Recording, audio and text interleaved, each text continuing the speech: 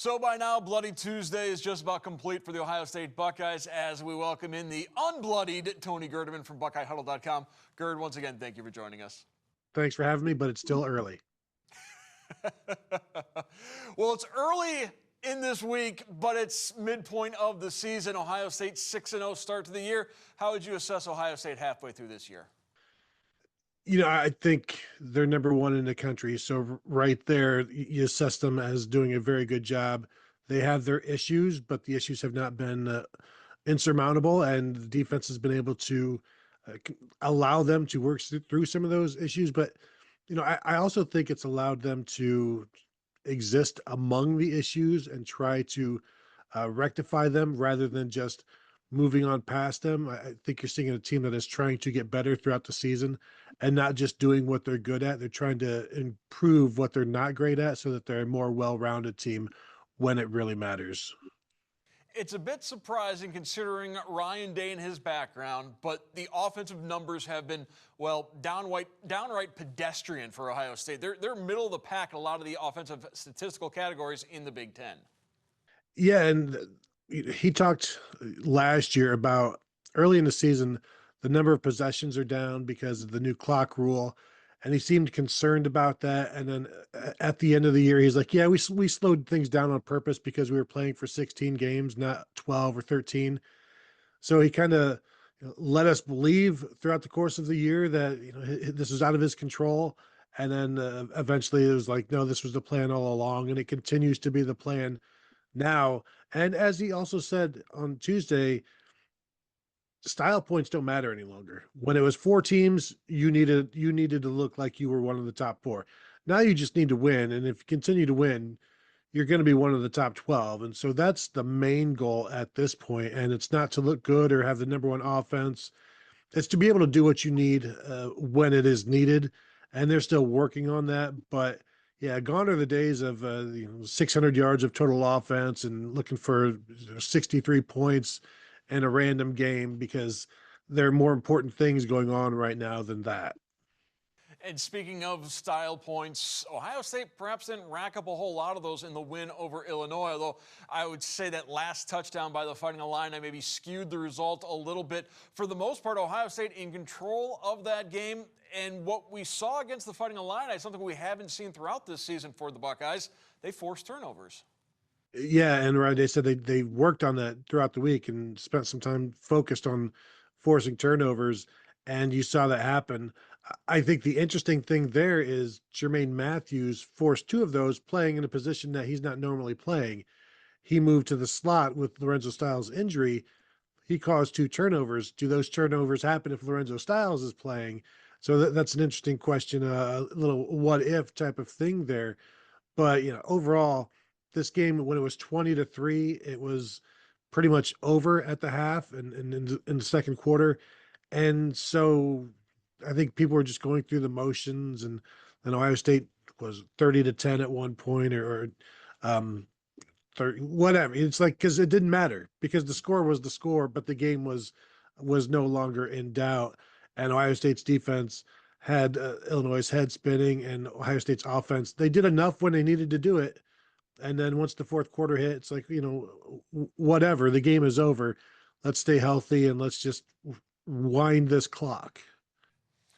We knew it was going to happen at some point. Ohio State's defense finally gave up a rushing touchdown, finally gave up a red zone score. And according to Brett Bielema, when the Fighting Illini went up-tempo, Ohio State couldn't do you-know-what with that up-tempo offense. Not sure if that's quite 100% accurate, but did that up-tempo offense maybe expose some things with the Silver Bullets? I think up-tempo is always going to give teams a little bit of trouble until you've seen it enough and you know that's what they're going to stick to. Then you can adjust to it and get the plays in quicker, and your options are lessened, so it's a quicker process in getting the plays called because you have fewer to choose from. But I also think there's maybe no team better equipped to handle a tempo offense than an Ohio State defense that features Arvell Reese, who can play linebacker or defensive end, Caleb Downs, who can play anywhere, Jermaine Matthews can go inside, outside, Sonny Styles can do what he does. So they're able to change things up and change looks a little bit with the tempo, but that's the one thing the tempo really eliminates. You've got to get set. You got to find your guy. There's not as much disguising that you can do. So I think that's why you'll continue to see some of that up tempo stuff, but you're still going against an Ohio State defense that is pretty stout. So what you don't want to do is go 3-and-out and give the ball back to the Buckeyes when they may, take 12 plays and 7 minutes off the clock and, just leave your defense out there, gasping for air. So I do think tempo is a good idea, but you better make it work or else you're going to lose an entire quarter based on Ohio State having two possessions, slowing things down. But I also think Ohio State should be running some tempo, but that's just me. For the third time in the last 4 weeks, Buckeyes go on the road, traveling to Wisconsin. Usually Camp Randall, an intimidating place, but let's face it, the Badgers, these aren't your dad's Badgers. These aren't your older brother's Badgers. This is perhaps a bad Badger team that Ohio State's facing on Saturday. Yeah. What is worse in that 37-0 loss to Iowa, being shut out by Iowa or giving up 37 points? And I probably say giving up 37 points to an Iowa offense is something that I haven't seen since, I don't know, 2018 against the Buckeyes or whatever it was, 2017. And it's a game, it's an outcome that you have to make sure the Ohio State players are focused on themselves, because when you see 37-0 or what, it's just, you don't want to let your guard down. I can see this being a game where Ohio State is focused on fixing some problems, and this is not the kind of game that is necessarily pleasing to the eyes. But this Wisconsin program right now is I'd say it's on thin ice, but it's already underwater. And I don't know how you change it, how you fix it, how you get it back. I'm not sure if Luke Fickle can do it. I know he got the extension, but it's just in a bad way. It would help if they could just have a good quarterback stay healthy for an entire season. I think that might be a good start. That's one thing that Kurt Cignetti at Indiana has had his 2 years is stability at quarterback. It's one thing that Luke Fickle would love to have. Earlier this week, we saw Penn State dig deep into their pockets to give James Franklin $49 million to not coach from here on out. Wisconsin perhaps are going down that same road with Luke Fickle. It's not as big of a buyout for Coach Fickle, but the Badgers' pockets aren't as deep as Penn State's are. Yeah, and then it's not just about firing the coach; it's about replacing him with somebody better. And who is that going to be? And how, are you going to be more invested, or are have you not been invested enough? And if that's the case, why not invest more and help your head coach out? And so there's questions like that. But now the Big Ten trying to get infused with that $2.4 billion, and every program getting $150 million or so makes those buyouts certainly more attainable and acceptable. But the coaching situation now, as it is, the money that's being thrown around on buyouts, you know, patience is one thing, and I think Penn State lost theirs, and I think James Franklin wanted to leave, and they were done with each other. I don't know if Wisconsin and Luke Fickle are done with each other just yet, but I can also see them, and it's like, maybe they've fallen out of love at this point.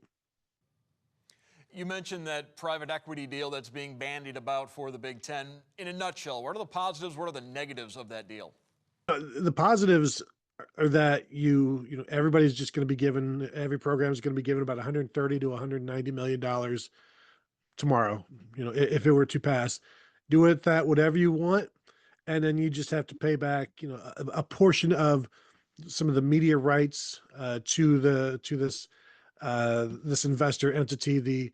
The California University pension fund is basically who was giving the $2.4 billion. So then you kind of sign away a portion of your rights, the media rights, and other things that will be. There's going to be a division where the Big Ten now has an entity in itself that goes out and markets itself. So you got to give some of that up. And so you say Ohio State gets $190 million because they would command more than most of the other programs. And so like Ohio State, Michigan, and Penn State want the most. And then, for that $190 million, what do they have to do? Maybe let that entity collect $7 to $10 million that would have gone to them in media rights over the next 20 years. So it seems like it's a very positive thing in that aspect. One of the negatives is that now Ohio State and Purdue are tied together for the next 20 years. And it's a long time to be tied to other programs like this when there's some volatility in the sport. And maybe this creates stability, or maybe it creates an anchor. And we also saw what happened with the ACC when they put out their media rights with ESPN for like 20 years. Now this is a 20-year deal, but it doesn't tie into the TV networks or whatever. Those deals can still be made, but you're giving up a portion of what you'd be getting every year for the next 20 years. But it's money now, and everybody loves money now. Well, Ohio State will take the nation's longest win streak on the road to take on Wisconsin this week. I want to thank Tony Gerdeman from BuckeyeHuddle.com. Gerd, thank you so much for joining us, and have fun jumping around Saturday. Always love it there.